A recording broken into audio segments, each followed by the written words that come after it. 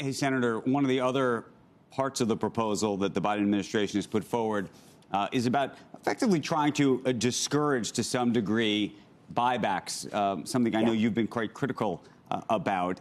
And one of the measures in place beyond a 1% tax is this idea of changing the dynamic or creating a blackout window so that senior executives at companies that are behind the decisions to pursue buybacks can't not only sell into them, but probably can't sell into them for something on the order of 3 years. Yeah. And the question is whether 3 years is the right number, whether it could be 2 years or 1 year or less.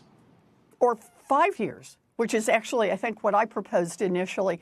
But the point is to try to align the incentives better. We've seen from the research that what happens is these big corporations do buybacks and the executives are the ones who profit. They cash out quickly. The idea is to align the incentives so the executives are in for a decision that has to have an effect over a longer arc of time. And I think it's a sensible approach that the White House is advancing here. I support them on this. Here's one of the questions, which is you do want capital to go where it's going to be best used. And one of the things that's unique about this moment, and one of the reasons I imagine there's so many buybacks of companies rather than investments in R&D or, frankly, acquisitions. Very hard for a big Fortune 500 company or some of the big tech companies right now to make big acquisitions because of antitrust laws in this country. So when the people are looking for where to put their capital to work, oftentimes they're looking at themselves saying, maybe this is the best deal. How should an executive team or a board square that idea with what may turn out to be a disincentive for them along the way? And again, I don't disagree with the idea. I don't believe that anyone should be able to sell into a buyback. That I absolutely think you want to discourage. But I think at some level, a year or two out, maybe you would like people to actually be able to benefit the same way that shareholders might. Well, we have to remember that the executives are the ones who have much more control over this. So putting somewhat more restrictions on them on when they can sell makes sense under those circumstances. Also, we'd like to see these companies put more money into R&D. And if the companies really say they don't have any use for the money, then fine. Send it out in dividends to your shareholders. You don't have to do it in buybacks. This is just another distortion because of a tax system that doesn't work. So there are ways to get the money back to the shareholders. Pay dividends.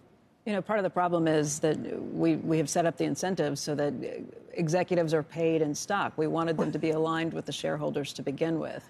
What if this has the unintended consequence of going back to saying, okay, we're not going to pay our executives in stock as much because it's too onerous to wait for them to get paid. We'll just pay them in cash again, which puts us back at the point we were trying to prevent with Sarbanes-Oxley, which was we wanted them aligned with shareholders and to have more stock compensation. And by the way, they wait a lot of times already 3 or 4 years for those shares to vest before they're able to do it. Now you're going to say they have to wait another 3 years before they can sell any of those shares. So you're talking about 7 years after the work that they've done for the year, they get paid for. That just seems like an awfully long lead time. Actually, I think the history of this is a little different. I think that we saw the move to executives being paid in stock when there was actually an effort to put a cap on what executives get paid, because there was a sense at the time that executive pay was just out of control and had gone so far beyond what ordinary workers were making that they were trying to find, policymakers were trying to find a way to bring those into alignment. But moving over to getting paid in stock has obviously blown entirely through that rationalization. And I think what the Biden administration is looking for here is exactly the right thing. They're trying to get incentives better aligned again and saying selling into a buyback is not an alignment of incentives. It does not have the executives making the right decisions on investment in R&D or on taking care of the shareholders overall. So they're trying to put some restriction on that. And, if you're going to ask me, am I really worried that the heads of these major corporations are not getting paid enough? My answer is going to be no. I'm really not worried about that. Would you take it a step further and say that you would also like to cap salaries? No, it didn't work, and it's not going to work.